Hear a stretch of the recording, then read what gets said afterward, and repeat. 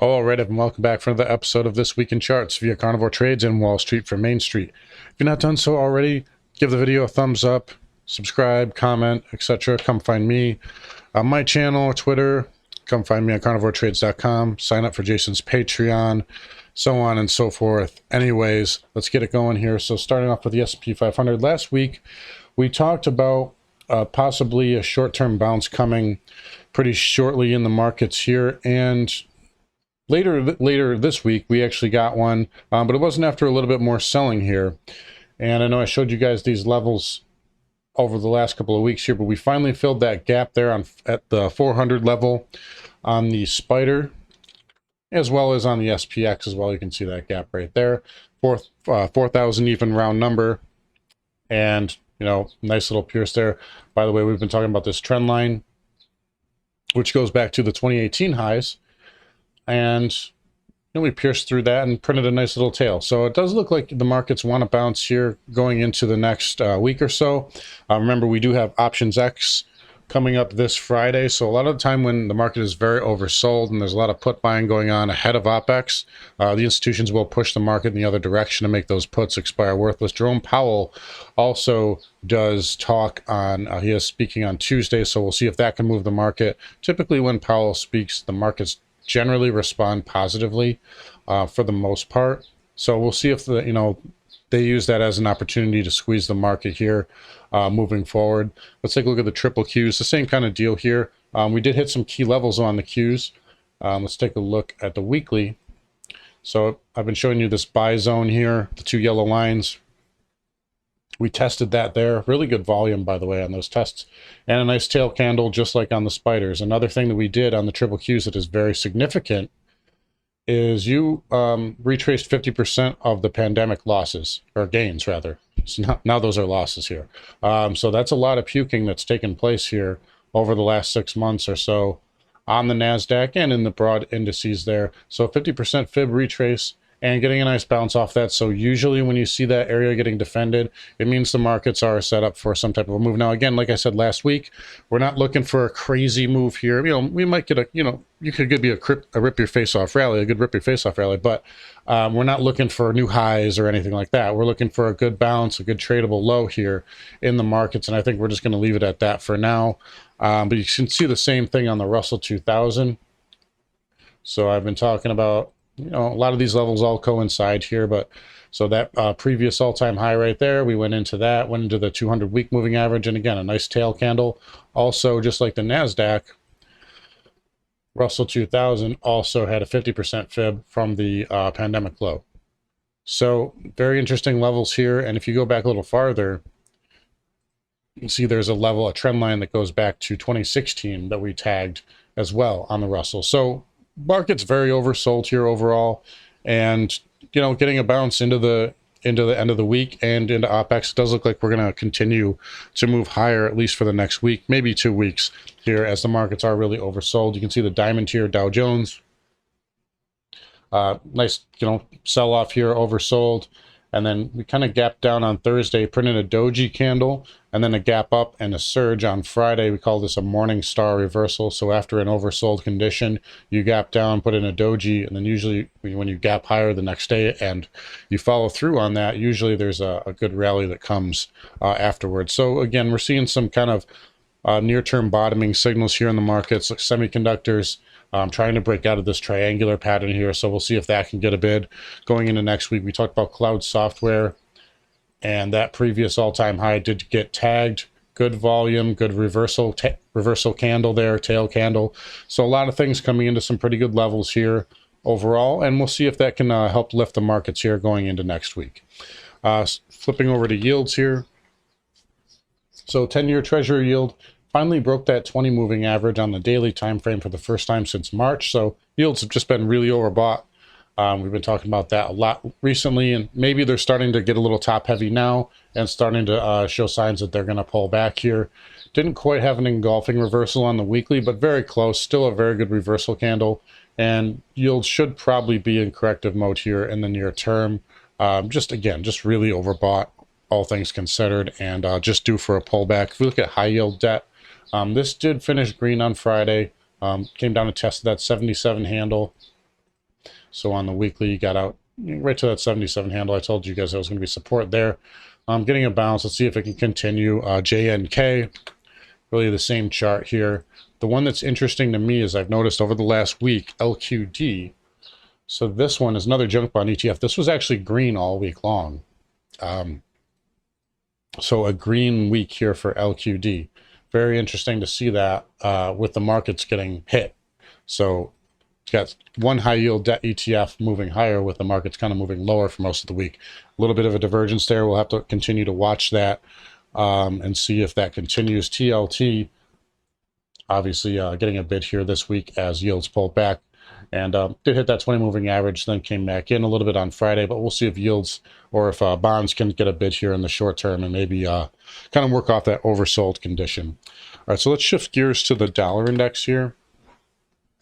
So dollar did make new highs. Nice little pop here, getting into this kind of area. That's really your next area of major resistance.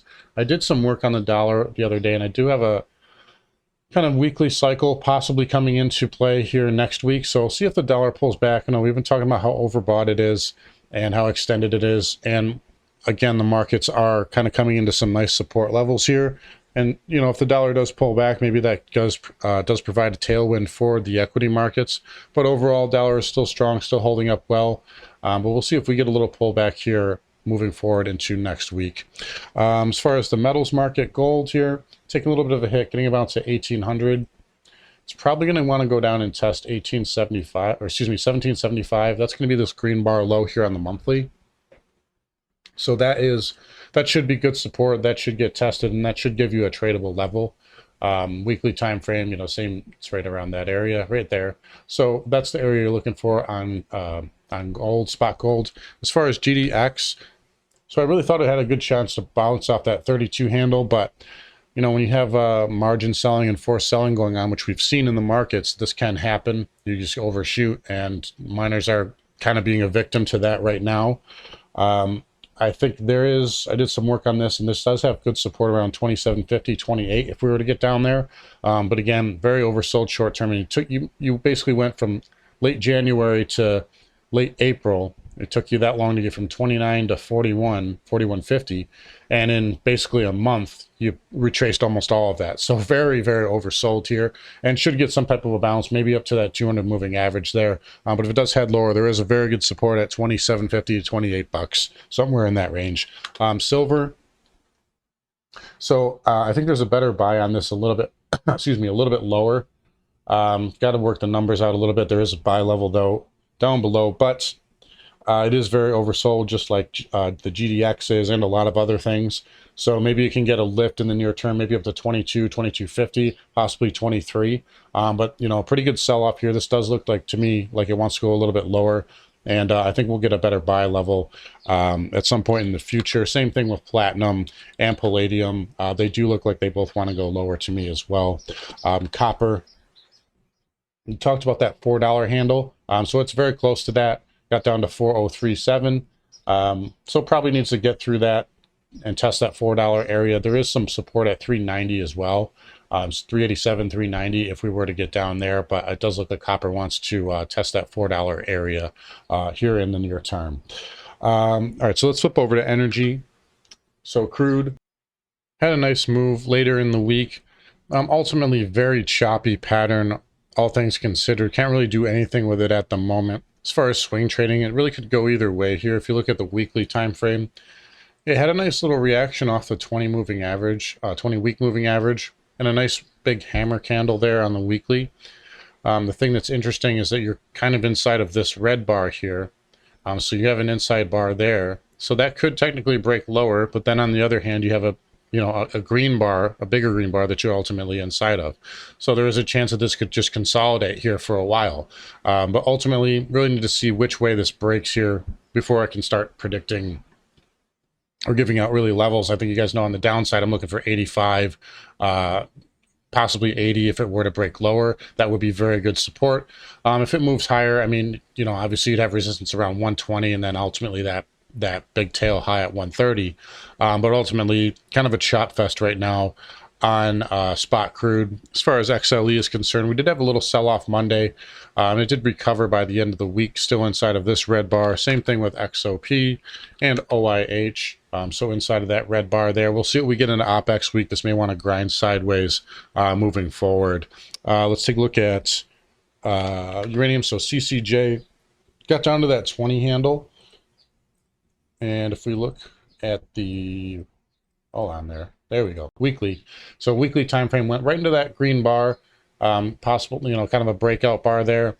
Got a nice tail candle off that, nice reaction, $20 whole round number. So we could see a little bit of a bounce in the uranium market. Those of you who follow the Sprott physical, same thing, breakout bar right there on the weekly. And a nice bid off of that, finishing off the lows. And again, a lot of these uranium plays are very oversold. URA, URNM, same kind of thing, went kind of into this double bottom area, and also kind of a Morningstar reversal, same thing on the diamond there. So big sell off, gap down, doji candle, and then a gap up the next day. So possible little a Morningstar reversal there on the URNM. So these uranium plays may get a little bit of a bid here moving forward. Nat gas, again, nothing really going on. It's holding up really well, but just, I just need to see more pattern on this. You're still inside of this red bar here. You had a nice reversal, got all the way up to just under $9 last week, and a pretty good sell-off here. Just lots of volatility in this commodity. They call it the Widowmaker for a reason, but I need to see a little bit more of a pattern here before I can get an idea of direction moving forward. All right, so let's shift gears here. I want to talk about these potash plays again. So Mosaic and Intrepid, I actually kind of like these weekly patterns. So big blast off, obviously, and then a sharp decline into that 20-week moving average. Usually when you get a move like this, a parabolic move, usually the first hit back to the 20 moving average is defended, and you usually get a bounce off of that. So I actually kind of like these plays here this week. I think Intrepid's a little bit more intriguing to me because it hasn't bounced as much as Mosaic has. So I might even actually be looking at these for a possible swing long myself this week. But we have to see. I don't want it, if it gaps up on Monday and starts running, I'm not going to chase it. But we'll see what kind of pattern we get. I do like these levels, though. And I can see Intrepid getting back up to 80, possibly $90. And then Mosaic, at least 70 and then maybe even 75. We'll see what kind of pattern we get here. But nice little pullback there. They were really overbought. We talked about that. I talked about that in these videos. And now getting into support here and getting a bounce possibly on the potash plays. All right, so let's flip over here and we're going to talk about crypto. So there's a lot to talk about here.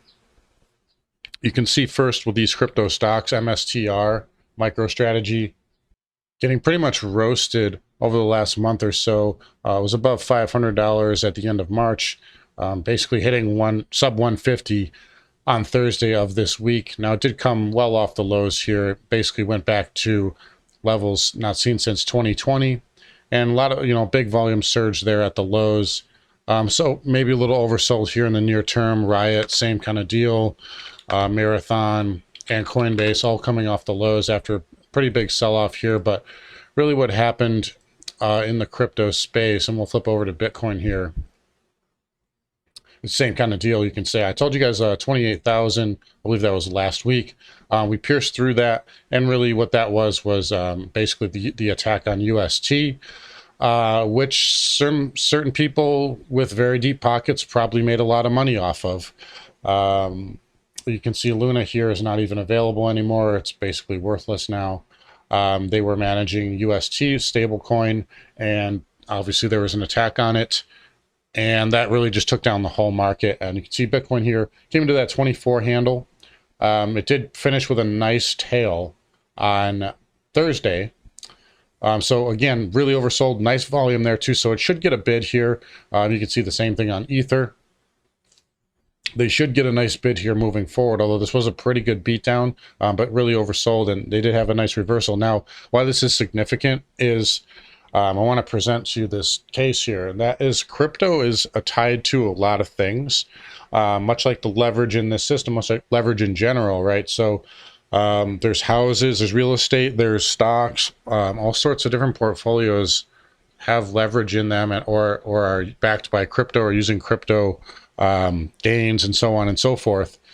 And what happens is when you have this massive selling, not just in the crypto market, but in equity markets, it filters out through everything. and it finds its way through everything. That's why leverage is, it's a double-edged sword. That's why it's the devil, because, it's great when times are good, but when times are bad, it's, it's systemic, right? So we see these problems here filtering out, and really what's happening is, to me, if you ask me what's really going on, is, we're just on the edge of another great wealth transfer, right? So they're pushing everything down, and they're going to force everybody to liquidate. And, the Fed's doing their quantitative tightening, which is something they've never done when stocks are going lower. Pretty remarkable. But they're doing that, and they're going to force Main Street to, barf up all their investments and barf up all their shares. And then, these big guys are going to come in and buy everything up for nothing.